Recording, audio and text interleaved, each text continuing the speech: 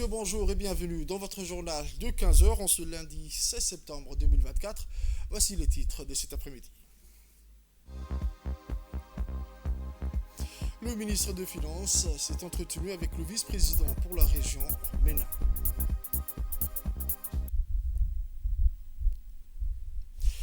Le Premier ministre, son Excellence, M. Abdelkader Kamel Mohamed, accompagné de son directeur du cabinet, M. Youssouf Aoulet Farah, est reçu à l'arrivée tard dans la nuit du 14 septembre par l'ambassadeur de Djibouti au Qatar, son Excellence Taïb Dubed Roble, et le directeur de protocole d'État. De le lendemain, le Premier ministre a été reçu par une audience de travail par son Altesse Cheikh Tamim Ben Hamad Al Thani, émir de l'État du Qatar, et ce en présence du ministre d'État aux Affaires étrangères, son Excellence M. Sultan Ben Saad Ben Sultan Al Moureki. Cette entrevue ancrée dans la coopération bilatérale et la relation de confiance salue les partenariats multiformes avec ce pays frère. À l'issue de cet entretien au Diwan Al-Amir, le Premier ministre a enchaîné une rencontre avec son homologue. Premier ministre, son Excellence Cheikh Mohamed Ben Abdelrahman Ben Jassim Al Thani, toujours en présence du ministre d'État aux Affaires étrangères, son Excellence Sultan Ben Saad Ben Sultan Al Moureki. Lors de cette rencontre, le Premier ministre a réaffirmé l'importance de la coopération et le renforcement des relations entre les deux pays. Enfin, le Premier ministre a conclu cette série d'entretiens par un déjeuner offert par le vice-premier ministre, le ministre d'État à la Défense, son Excellence, le Dr Khalid Ben Mohamed Al-Atiyah. En marge de ce marathon diplomatique, il a reçu dans son hôtel la visite du directeur général du Fonds de développement afin de discuter des initiatives pour un programme de développement multisectoriel.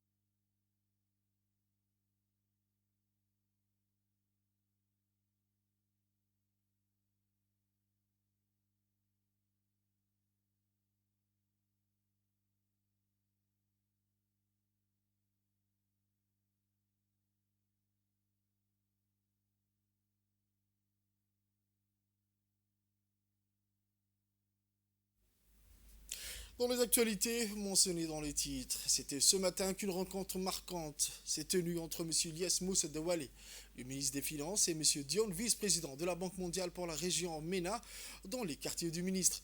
L'atmosphère à la fois solennelle et chaleureuse témoigne de l'engagement des deux parties à aborder les défis complexes auxquels le pays est confronté. À son arrivée, M. Dion a été accueilli avec un respect palpable. Les discussions qui se sont tenues sous l'œil attentif du cabinet ministériel ont rapidement plongé dans le vif du sujet. La pauvreté, la diversification économique, la digitalisation de l'économie, les enjeux sont nombreux et pressants. Avec une sérénité rare, les deux hommes ont échangé des idées et des stratégies sur comment la Banque mondiale pourrait soutenir Djibouti dans sa quête de développement. Les thèmes abordés ne sont pas des moindres, l'amélioration de l'accès à l'éducation, à la santé, ainsi qu'à la promotion de l'innovation et de l'entrepreneuriat ont été des points centraux. Ces secteurs sont cruciaux pour l'avenir du pays et les discussions ont révélé une volonté commune de les renforcer. Ce dialogue empreint d'une vision partagée laisse entrevoir des perspectives encourageantes dans un monde où les défis économiques sont souvent insurmontables. Cette collaboration entre le gouvernement djiboutien et la Banque mondiale pourrait bien être le catalyseur nécessaire pour une transformation durable.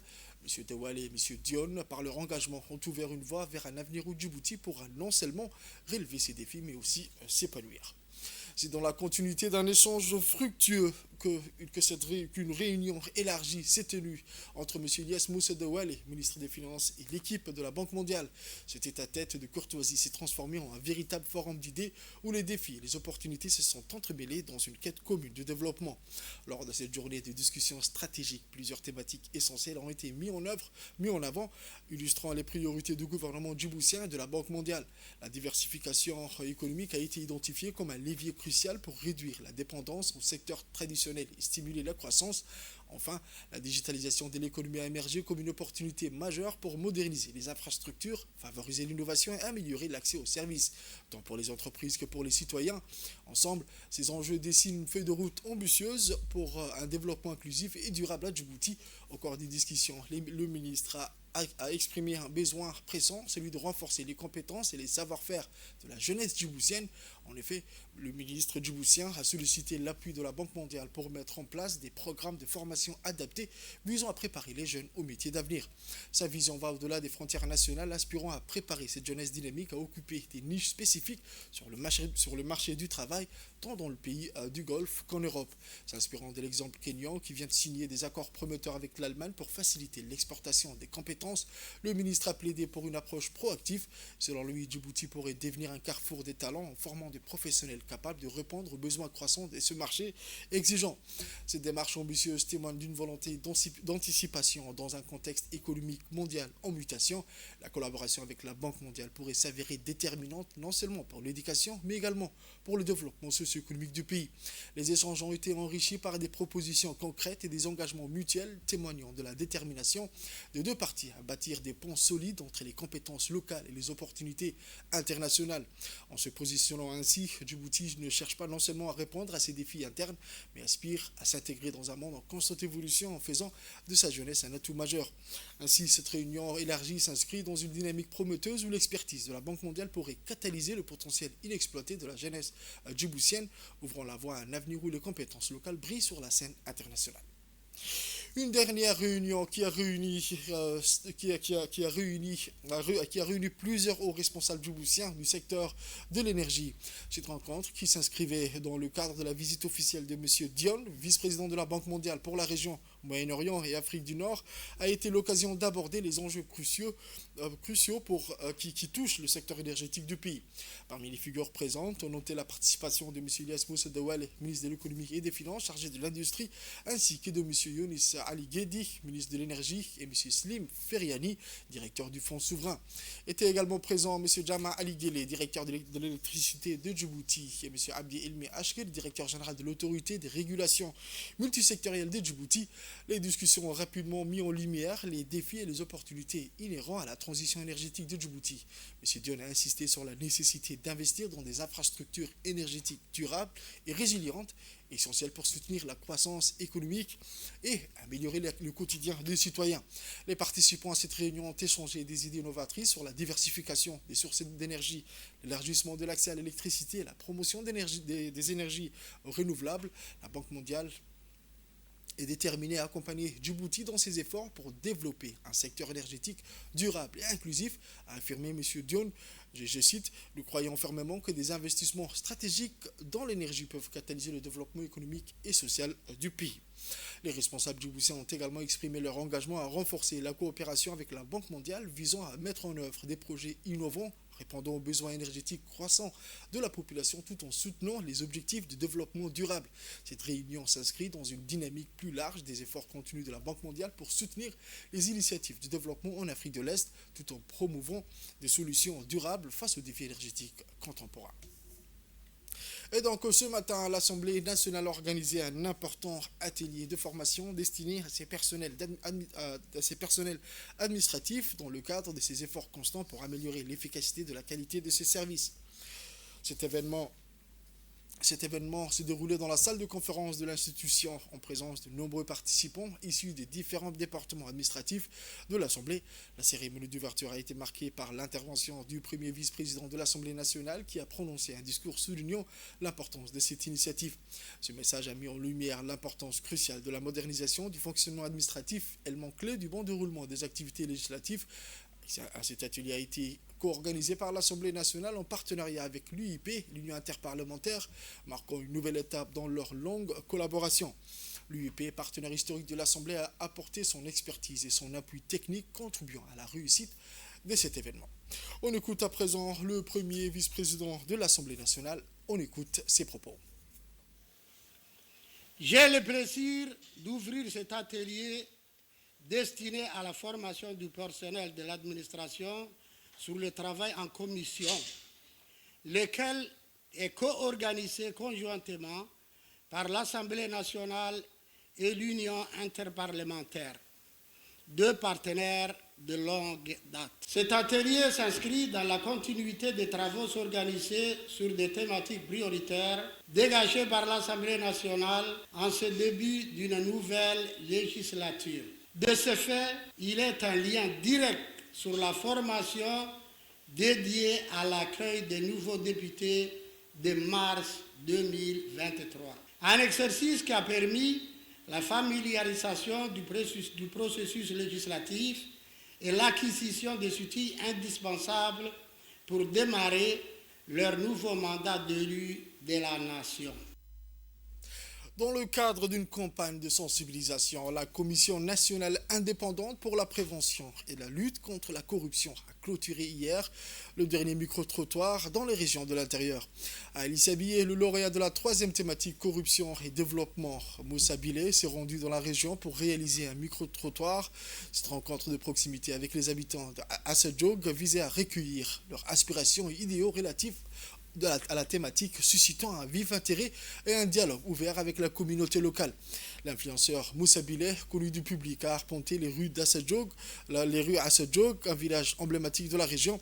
Les Assadjog, maîtres de verbes et des joutes verbales, se sont révélés être des interlocuteurs passionnés et éloquents.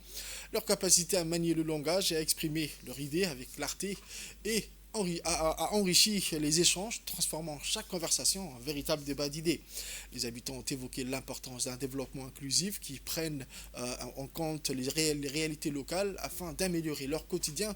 À l'unisson, les habitants, véritables gardiens de la parole, conscients des enjeux, se sont engagés dans des tirades passionnées sur l'avenir de leur région. Les voix se sont unies pour exprimer leur espoir d'un Djibouti sans corruption. Plus précisément, ils ont souhaité une société plus intègre, respirant à l'unisson et résolument tournée vers l'avenir. Ils ont évoqué le désir d'inculquer dès le plus jeune âge les valeurs éthiques et l'importance de l'honnêteté comme ingrédient essentiel au développement. Cela est fondamental pour bâtir les bases du progrès. Direction d'Ikil, dans la région de l'Unité, où une autre influenceuse, Amina, s'est engagée dans un micro-trottoir dans le cadre de la campagne pour un Djibouti sans corruption, initiée toujours par la Commission nationale contre la corruption. Dans un cadre qui ne manque pas de panache, Amina a mené cette opération de proximité au cœur de la région d'Ikil. Et cette initiative, bien plus qu'un simple échange, a immédiatement trouvé écho auprès des jeunes qui ont accueilli cette démarche avec un enthousiasme incontesté. L'effervescence palpable dans les rues traduisait un espoir partagé, comme si l'arrivée d'Amina annonçait un souffle de renouveau dans cette région historique. Les jeunes, tout particulièrement, ont fait preuve d'une réceptivité impressionnante, témoignant de leur volonté d'agir pour un avenir plus juste et équitable, accompagné par Omarine. Elle a sillonné les artères de la région, armée d'un microphone et d'une détermination sans faille. Ce micro-trottoir a été riche et teinté d'une impatience légitime. Les jeunes se sont exprimés, ont déclaré qu'un Djibouti sans corruption, c'est avant tout une question de justice, d'équité, d'égalité, mais aussi des chances pour tous. Des fil en aiguille, ce micro-trottoir a rapidement abordé des questions essentielles, l'éducation, l'emploi et l'implication citoyenne. Des étudiants avec une clarté déconcertante ont souligné que vouloir un avenir sans corruption passait par l'enseignement des valeurs d'honnêteté et de responsabilité de l'école. Des mots qui ont résonné comme une invitation pressante à l'action et à la réflexion. Mesdames et messieurs, il est l'heure de l'appel à la prière de Salat al-Asr. On se retrouve dans un instant pour la suite des actualités. On continue l'actualité de ce journal. C'est dans le cadre de la célébration de cette journée, la Croissant Rouge, la journée internationale des secours, le Croissant Rouge de Djibouti a dispensé lundi 16 septembre, aujourd'hui, une formation sur les premiers secours au sein du complexe sportif de loisirs et de formation pour les femmes situé à Djibouti-Ville. Placée cette année sous la thématique du premier secours et sport, cette initiative vise à initier les membres de la communauté sportive de ce complexe sur les gestes de premier secours, avec un focus sur les disciplines sportives qui se pratiquent dans ce complexe et les blessures éventuelles encourues. Venus au nombre, les participants issus des différentes disciplines et professions ont pu bénéficier d'une formation interactive alliant démonstration pratique et, simulation réaliste afin de leur permettre d'acquérir une maîtrise parfaite des gestes de premier secours. La démocratisation des formations de premier secours concourt à rendre les sportifs mieux à se sensibiliser contre le risque et les milieux sportifs plus sûrs. Les activités ont été orchestrées par une équipe pédagogique expérimentée du Croissant-Rouge qui a su transmettre avec expertise les gestes de premier secours les plus importants. Les sessions ont permis aux participants de pratiquer des techniques essentielles pour sauver des vies en cas de blessure ou d'accident sur les terrains du sport, se renforçant ainsi leur capacité à agir rapidement en situation d'urgence. Au cours de cette journée, les responsables ont remis des certificats aux bénéficiaires de cette formation qui ont démontré leur satisfaction quant à la qualité des formations dispensées et l'importance de ces compétences. La journée de premier secours 2024 s'inscrit dans la stratégie plus large du Croissant-Rouge de Djibouti visant à démocratiser les gestes de premier secours à travers tout le pays. Voici un extrait de la réaction de la directrice du complexe sportif féminin. La journée coïncide avec une journée symbolique qui nécessite beaucoup d'efforts. À ce niveau, le Croissant-Rouge de Djibouti a choisi le complexe sportif féminin pour célébrer cette journée commémorative. Au programme, il y avait une partie théorie, une partie pratique. Une partie théorie animée par des experts de la Croissant-Rouge de Djibouti et une partie pratique qui se fait sur le terrain en cas de blessure, comment secourir un blessé, et une partie à la piscine, comment secourir quelqu'un qui s'est noyé. Donc voilà, le Croissant-Rouge de Djibouti a choisi le complexe sportif féminin pour célébrer la journée mondiale des premiers secours. Nous remercions infiniment d'avoir choisi le complexe et un grand bravo à l'équipe du complexe qui n'a ménagé aucun effort pour que cette formation puisse se terminer dans les meilleures conditions. Et d'ailleurs, c'est terminé dans les meilleures conditions. Un grand merci au Croissant-Rouge. À l'instar des autres régions de l'intérieur et de la capitale, la région d'Arta a célébré samedi soir dernier la fête de Mawlid el-Nebi, commémorant la naissance du prophète Mohammed au lycée hôtelier. On prépare à cette cérémonie de commémoration de la naissance du prophète Mohammed le ministre de l'énergie et des ressources naturelles, M. Younis Ali Guedi, le préfet de la région d'Arta, M. Hassan Davele, et le président du conseil régional, M. Elmi Bouhgoudade, et plusieurs autres invités de marque. Dans les quartiers populaires de la région d'Arta, comme dans les localités de la région, s'est tenu des cérémonies religieuses au cours desquelles les ulama ont retracé le parcours du dernier messager d'Allah depuis le berceau jusqu'à la tombe. Appelant que le prophète, paix et salut sur lui, a vu le jour l'an 570 du calendrier grégorien en Arabie et plus précisément à la Mecque où il reçut la révélation par l'entremise de l'ange Jibril. Il était âgé alors de 40 ans.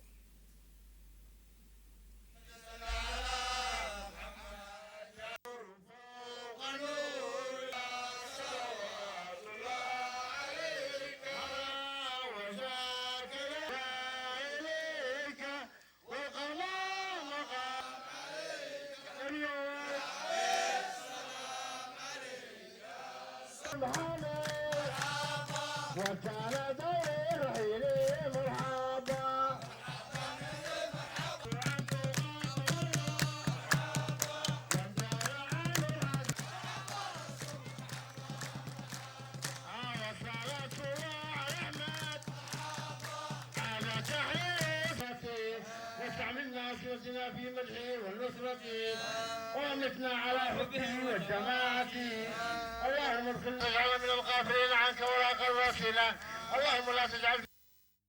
Dès qu'il vit l'a ensuite célébré avec ferveur Al-Mawlid al-Nabawi, à la fête de commémoration du prophète Mohammed alayhi salatu wassalam.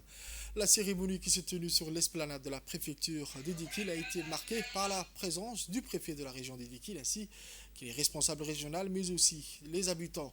Animés par des personnalités religieuses locales, cette soirée spirituelle a offert des moments de recueillement. Cette fête symbolique, symbole d'unité et de dévotion, a rassemblé toute la communauté dans une ambiance de piété et de convivialité.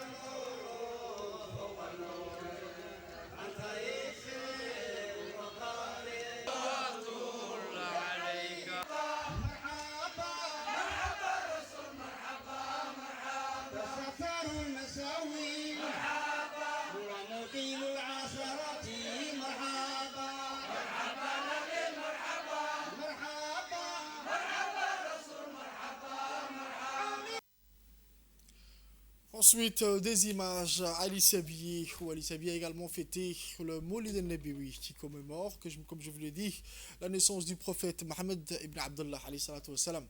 Cette fête est ainsi célébrée chaque année, le 12e jour du mois de Rabi' al-Awwal, du calendrier musulman, dans les mosquées, les maisons, les lieux de rencontre dans la ville d'Assajouk, des prières ou encore des chants religieux. La population a fêté ensemble un moment de méditation et de réflexion sur l'œuvre de notre prophète et un rappel du message d'amour, de paix et de miséricorde.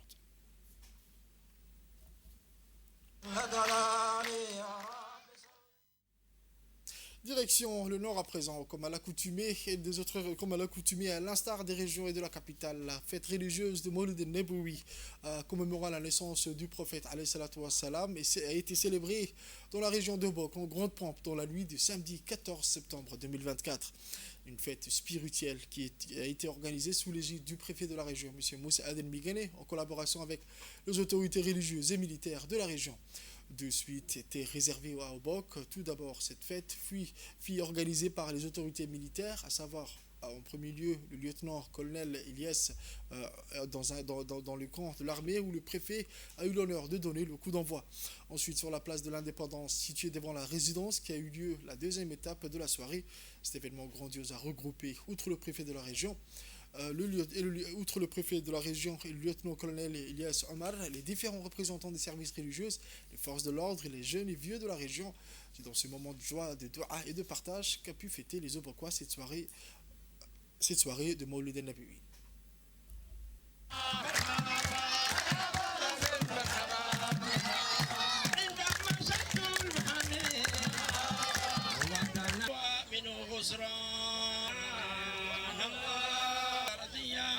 وغير ذلك الأرض زينته على جمع من الإنس والجان لا سيما للمودع بالآيات القوية المعروف بأنه شر. Au Nouvel Mondial à présent, les Palestiniens ont mis en garde contre une famine imminente dans le nord de la bande de Gaza, alors que le blocus israélien en cours à forcer à la fermeture de 5 boulangeries sur 6 en activité dans la région. En dépit des résolutions du Conseil de sécurité des Nations Unies exigeant un cessez-le-feu immédiat, Israël poursuit son offensive meurtrière contre la bande de Gaza depuis le 7 octobre dernier. Selon les autorités sanitaires locales, plus de 41 200 personnes, principalement des femmes et des enfants, ont été tuées et plus de 95 000 ont été blessés.